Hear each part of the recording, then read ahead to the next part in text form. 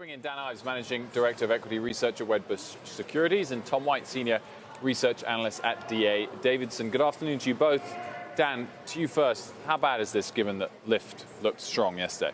Yeah, I mean, this is definitely a gut punch for the bulls. And when you look at Lyft, it was expected this was going to be a beat on bookings and revenue. And I think it just shows pressure on international as well as on the Eats business. And, fundamentally, right now, the big question is, can they continue to gain share with what's happened to Lyft? And thus far, this is really going to be a prove me stock, and you're seeing that in the market. Is there a path to profitability as these losses widen?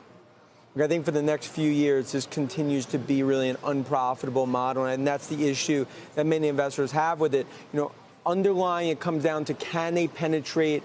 Today, it's called a 2 to 3% penetration rate. You look at the 100 million users, that's a positive. But this is a company, second quarter coming out of the box for this to happen.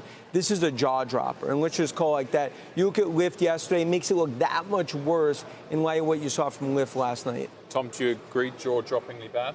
Well, look, we're neutral on the stock, but I would say that, peeling through the press release, it's not all bad. You can pick out, if you look at some of the FX neutral trends, it looks like growth rates are maybe a little more resilient than immediately obvious on the press release.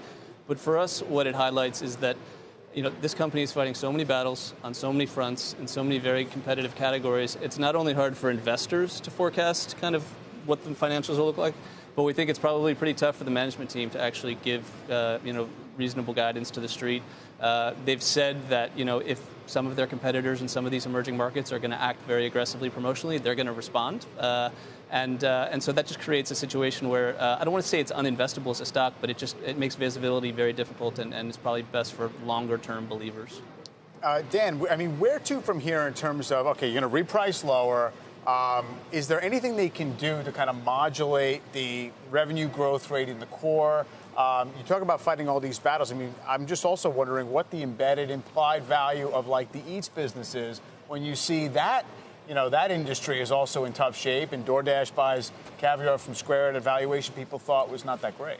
Well, that's a big thing. If you look at Eats, I mean, that from the sum of the parts, let's call that an $18, $20 billion business. Right here, you get a haircut, probably 10 to 15% of the value of that. For them, and Tom talked about it, they're juggling a lot of balls right now. It's about, they need to get on the conference call and basically give investors comfort. They're going to focus on domestic, gain share, the pricing battle is starting to mitigate, and you have comfort into the second half going into next year. Because right now, management really lost credibility. And that's really going to be the key, how they handle this call and hand-holding, because right now the bulls are going to be real frustrated. And it's not just some startup founder CEO that's never been tested. It's Dara Khosrowshahi. He has a very strong track record at Expedia. I mean, this was sort of an exciting CEO selection.